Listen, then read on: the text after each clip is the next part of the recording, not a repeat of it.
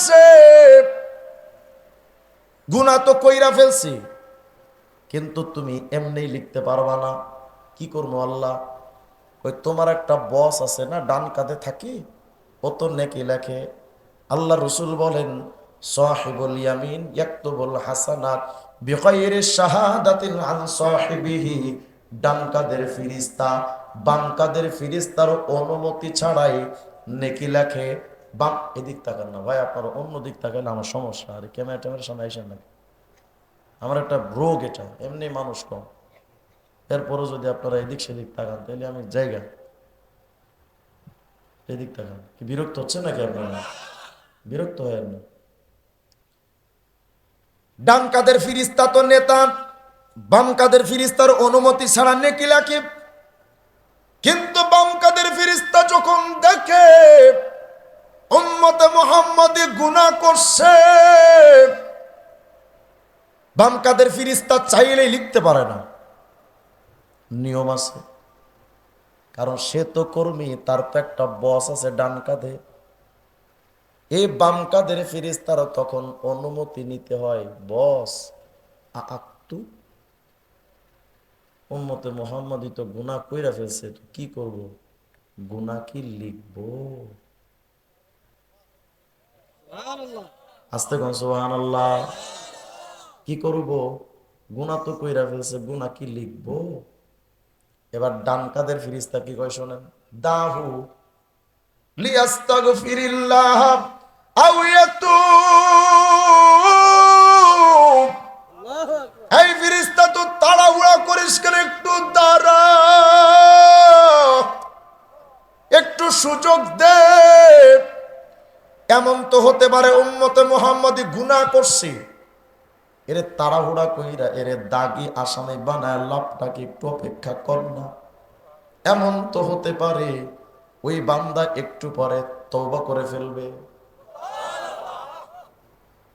এত তাড়াতাড়ি গুনাহ লেখা লাভকে একটু অপেক্ষা কর। 1 ঘন্টা চলে গেল, 2 ঘন্টা চলে গেল, 3 ঘন্টা চলে গেল। এবার ফেরেশতা আবার কয়, বস কি করব, তওবা তো করে না, লিখবো? কয় তোর এত তাড়াহুড়া কে? আমি না তোর বস, এত তাড়াহুড়া করিস কেন? দাহু লিয়াস্তাগফিরিল্লাহ, আরো সুযোগ দে না। হতে তো পারে বান্দা একটু পরে তওবা করে ফেলবে, আর একটু ছাড় দে। 4 ঘন্টা গেল, 5 ঘন্টা গেল, 6 ঘন্টা গেল। এক বর্ণনায় আসছে সিত্তা সাআত, আর এক বর্ণনায় আসছে সাবা সাআত। এভাবে 6 থেকে 7টা ঘন্টা পর্যন্ত চলে যায়, কিন্তু বাম কাদের ফেরেশতা উম্মতে মুহাম্মাদির গুনাহ লেখার অনুমতি পায় না। 7টা ঘন্টা অপেক্ষা করে তওবা। আর তুমি আমি গুনাহ কইরা তওবা তো দূরের কথা, মানুষের কাছে গিয়া চাপা মারে, দিছি কি করছস, মিথ্যা মামলা হান্দায় দিছি, আমার লগে টক্কর নিছিল না, আমি না সরকারের লোক, তো জানে না, দিছি মাইরা। কথা হয় না? মনে রেখেন, গুনাহ করার পর অন্তরের মধ্যে যদি অনুশোচনা না এসে বরং স্বাচ্ছন্দ্য বোধ মানসিকতা তৈরি হয়, মনে রেখো তুমি জাহান্নামের দ্বার প্রান্তে দাঁড়িয়ে আছো, একদম জাহান্নামের কিনারায় আপনি। আর যদি গুনাহ করার পর অনুশোচনা আসে, আহারে আমি তো কাজটা ঠিক করি নাই, নবী আলাইহিস সালাম বলেন এটাই তার ঈমানদারির লক্ষণ। গুনাহ করে তওবা করতে হয়, প্রচার করতে নয়। গুনাহ কইরা যত গোপন রাখবেন তত ফায়দা, বরঞ্চ গুনাহ করে প্রচার করা তো আর এক গুনাহ। গুনাহ করে গুনাহ প্রচার করা আর এক গুনাহ। সেই বুখারীর মধ্যে একটা হাদিস আসছে, শুনলে খুশি হয়ে যাবেন। রাসূল আরবি আলাইহিস সালাম বলেন, জানো ইন্নাল্লাহা ইউদনিল মুমিন, কিয়ামতে আল্লাহ ঈমানদারকে কাছে টেনে আনবেন। সুবহানাল্লাহ বলেন। ওয়ায়াসতুরুহু, নিজের আবরণে পর্দার মধ্যে বান্দাকে ঢেকে নিবেন। মানে এই পর্দার ভেতরে আল্লাহ আর ওই বান্দা আর কেউ নাই। সুবহানাল্লাহ বলেন।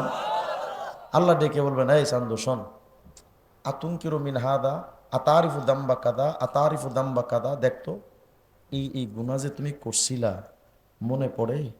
দেখো তো এই গুনাহ তুমি করছিলা মনে পড়ে? হ্যাঁ আল্লাহ, আমি তো গুনাহ করছি। আল্লাহ বলেন, শোন, সাতারতুহা আলাইকা ফিদ দুনিয়া ওয়া আনা আগফিরুহা লাকাল ইয়াউম। দুনিয়াতে তোমার এই গুনাহগুলো গোপন ছিল, আজকেও আমি আল্লাহ গোপনে গোপনে মাফ করে দিলাম। আমার ক্ষুদ্র হৃদয়ের মিনতি, তোমার করুণা রহমতের ধারে আমাকে ফিরিয়ে দিও না হে রহমান, আমি যে অসহায় ধরো না পরপারে। আমার ক্ষুদ্র হৃদয়ের মিনতি, তোমার করুণা রহমতের দ্বারে আমাকে ফিরিয়ে দিও না হে রহমান, আমি যে অসহায় ধরো না পরপারে। আমার জীবনে দিও না কোনো বিপদ কিংবা দুঃখ কষ্ট গ্লানি, নিঃশ্বাসে নিঃশ্বাসে নিয়ামত পাই আমি, বিশ্বাসে তাই আমি না দেখে তোমায় মানি। সে মানা সামান্য, কত ত্রুটি পূর্ণ তোমার মিজানে, মেপো না আমায় প্রভু।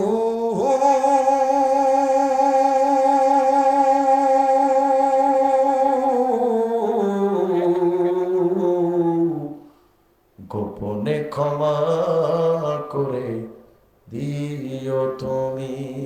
আমিন বলেন না? আল্লাহ যেন আমাদের গুনাহগুলো গোপনেই মাফ করে দেন। কিন্তু আল্লাহ গোপনে মাফ করবেন কেমনে? আপনি আমি তো নিজের গুনাহ নিজেই প্রচার করে দেন। যুবকরা কোন একটা মেয়ের যদি পটাইতে পারে, আরে সাফা কারে, সব বন্ধুদের কাছে গিয়া শেয়ার করে, পটাইছি। কথা হয় না? না রে ভাই, গুনাহ করো গোপন রাখো, প্রচার কইরো না। গুনাহ করা একটা কবিরা গুনাহ, ওইটা প্রচার করা আরো কবিরা গুনাহ। গুনাহ প্রচার করা যাবে, মনে থাকবে তো ইনশাআল্লাহ? 6টা 7টা ঘন্টা অপেক্ষা হয়ে গেল, গুনাহগার তওবা করে নাই।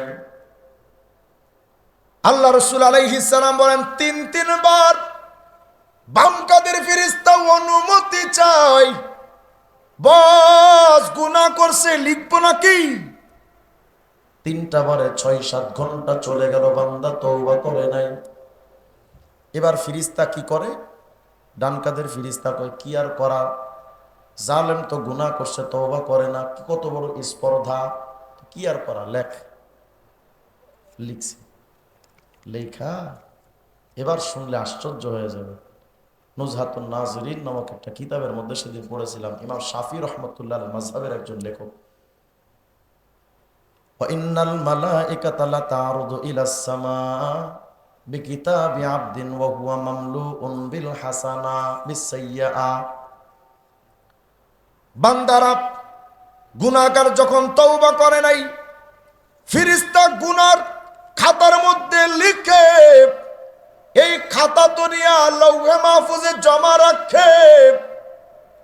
আমরা যত গুনাহ করি সব কাঁধে নিয়ে ঘুরি না, আমাদের গুনাহের খাতাটা নেকি গুনাহ লেখা লৌহে মাহফুজে জমা রাখা হয়।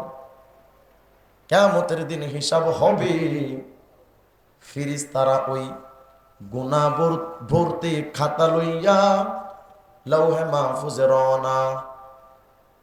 গুনাহটা রাখবে। যখন গুনার খাতাটা নিয়ে লৌহে মাহফুজে রাখতে যাবে, হঠাৎ ফেরেশতা তাকায় দেখে যেই জায়গায় গুনাহ রাখবে ওই জায়গাটা মামলুউন বিল হাসানা, নেকি দিয়া ভরা। ফেরেশতা তো এবার চিন্তায় পড়ে গেল, আল্লাহ কি হইল? ফায়াখিরুনা মিন শিদ্দাতিল খাউফি আলা ওয়ুজুহিহিম লিল্লাহি সুজদা। ফেরেশতারা এবার সিজদায় পড়ে যায় মালিকের ভয়, আল্লাহ উম্মতে মুহাম্মাদের প্রতি না জানি জুলুম করে বসলাম, না জানি কি হইল। হায় আফসোস, আমরা ফেরেশতারা কি জুলুম করলাম নাকি? এই জায়গাটায় রাখার কথা গুনাহ, কিন্তু আগে ভাগে আল্লাহ ওখানে রাইখা দিলেন নাকি? কি হইল কিছুই তো বুঝলাম না। এবার ফেরেশতারা সিজদায় পড়ে কাঁদতে থাকে, আল্লাহ ভুল করলে মাফ করে দেন, কিন্তু আল্লাহ তোমার ইজ্জতের কসম, লাম আক্তুব ইল্লা মা আমিলা, আপনার বান্দা যেটা করে নাই সেটা লেখি নাই, যেটা করছে ওটাই তো লিখেছে আল্লাহ। আমরা তো ভুল করি নাই মালিক, আবার তুমিও তো ভুলের ঊর্ধ্বে, ভুল থেকে পবিত্র। ও আল্লাহ, থাকবে গুনাহ, কিন্তু উম্মতে মুহাম্মাদির এখানে দেখলাম নেকি। কি দেখলাম আল্লাহ? বিষয়টা তো বুঝলাম না, একটু বুঝায় দেন না। আল্লাহ পাক জবাব দেন, সাদাকতুম